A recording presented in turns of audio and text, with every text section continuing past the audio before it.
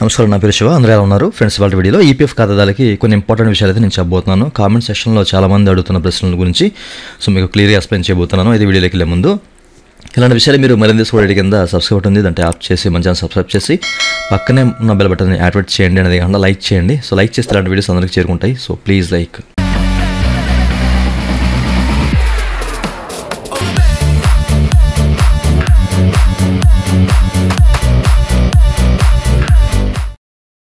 ఇక టాపిక్లోకి వెళ్ళే ముందు ఈపీఎఫ్ సంబంధించినటువంటి క్వైరీ సర్వీస్ కావాలన్నా అన్ని పెయిడ్ సర్వీస్లు ఉన్నాయండి. నన్ను అయితే కాంటాక్ట్ అవ్వచ్చు. నా వాట్సాప్ నెంబర్ కింద మీకు డిస్క్రిప్షన్ ప్రొవైడ్ చేశాను. వాట్సాప్ ద్వారా మాత్రమే నన్ను అయితే కాంటాక్ట్ అవ్వండి. ఓకే, అయితే ఈ వీడియోలో చాలామంది అడుగుతున్న ప్రశ్న ఏంటంటే, సార్ మేము ఇట్లా 15G అప్లోడ్ చేసినప్పుడు ఫైన్ సెటిల్మెంట్లో ఎర్రర్ వస్తుంది, అలాగే మాకు జాయింట్ డిక్లరేషన్ పెడుతున్నప్పుడు ఎర్రర్ వస్తుంది, అలాగే ఈసైన్ చేస్తున్నప్పుడు ఎర్రర్ వస్తుంది, సో పీఎఫ్ వెబ్సైట్ కొన్నిసార్లు పనిచేయట్లేదు ఏంటని చెప్పేసి చాలామంది అడుగుతున్నారు. ప్రీవియస్ వీడియోలో కూడా మీకు చెప్పాను, ఓకేనా? సో ఎందుకు ఏం జరుగుతుందండి అని చెప్పేసి.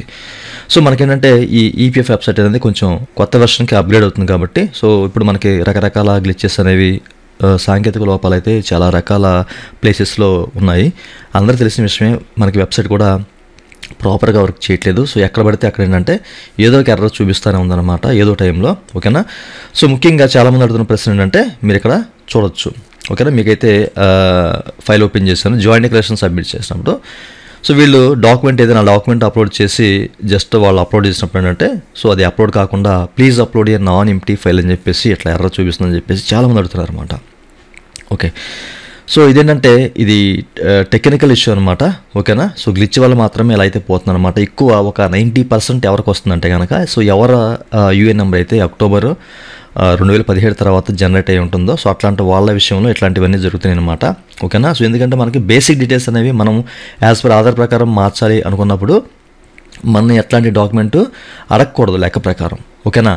సో బట్ నేమ్ చేంజ్ చేసినప్పుడు కానివ్వండి, లేకపోతే మన సమస్యలు ఏవైనా బేసిక్ డీటెయిల్స్ అనేవి మోడిఫై చేసినప్పుడు అడగకూడదు. బట్ ఇట్లా మనకి 2 డాక్యుమెంట్స్ అనేవి అడుగుతుంది కదా. సో అట్లాంటి సందర్భంలో మనకి బై డిఫాల్ట్గా ఏంటంటే ఇట్లాంటి ఎర్రర్ అయితే వస్తుంది అనమాట. ఓకే, సో ఫ్యూచర్లో ఇది రాకూడదు, బట్ వస్తుంది కాబట్టి సంథింగ్ ఎర్రర్ అయితే వస్తుంది. అది కూడా అక్టోబర్ 2017 తర్వాత జనరేట్ అయిన యూఏఎన్ నెంబర్స్కి మాత్రమే ఈ ఇష్యూ అనేది 90% వస్తుంది. ఓకే, అయితే ఒక్కోసారి ఇది వర్క్ చేస్తుంది, ఒక్కోసారి వర్క్ చేయట్లేదు. బట్ మీరు ఏంటంటే 2 అవర్స్కి 3 అవర్స్కి అట్లా చెక్ చేసుకుంటూ ఉండండి, ఏదో టైంలో పోయే ఛాన్స్ అయితే ఉంటుందన్నమాట. ఓకే, సో ఇది ఒక పెద్ద ఇష్యూ అయిపోయింది. అండ్ ఆ తర్వాత ఏంటంటే కొంతమందికి ఎవరో ఫైన్ సెటిల్మెంట్ చేస్తున్న వాళ్ళకి ఏంటంటే 15G అప్లోడ్ చేసినప్పుడు ఏంటంటే సరైన 15G అనేది అప్లోడ్ చేయండి, వ్యాలిడ్ 15G అనేది అప్లోడ్ చేయండి అని చెప్పేసి ఎర్రర్ వస్తుంది అనమాట. సో వాళ్ళు ఏంటంటే, సార్ ఎందుకు సార్ ఎట్లాగా వస్తుంది, నేను కరెక్ట్గా అప్లోడ్ చేయట్లేదా అనేసి అడుగుతున్నారు. సో కరెక్ట్గా అప్లోడ్ అని కాదు, 2 MB, ఓకేనా? 2 MB సైజులో ఉన్న ఫైలు ఏదైనా పీడిఎఫ్ ఫైలు మీరైతే అప్లోడ్ చేయొచ్చు, అది ఎంత ఉన్నా కానివ్వండి.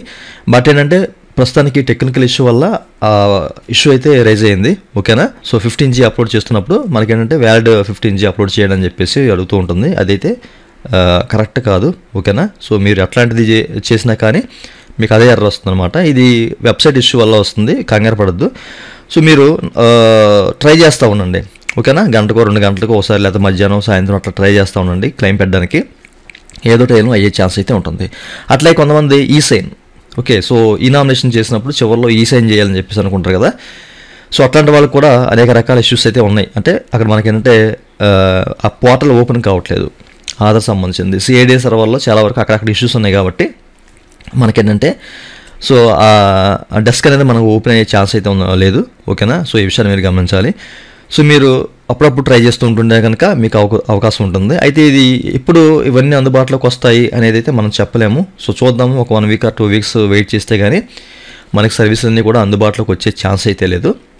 వచ్చిన తర్వాత తప్పనిసరిగా మీకైతే వీడియో చేసి చూపిస్తాను.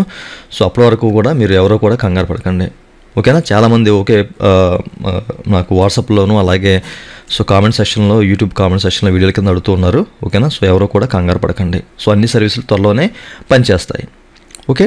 సో ఈ విషయాన్ని గమనించాలి. అన్నీ కూడా మీరు ప్రాపర్గా చూసుకొని ఏదైనా చేయాలంటే చేయండి, లేకుంటే మీకు ఇష్యూ అవుతుంది. ఇంతకుముందు కూడా చెప్పాను, ఓకే? ఇదండి వాళ్ళ వీడియో.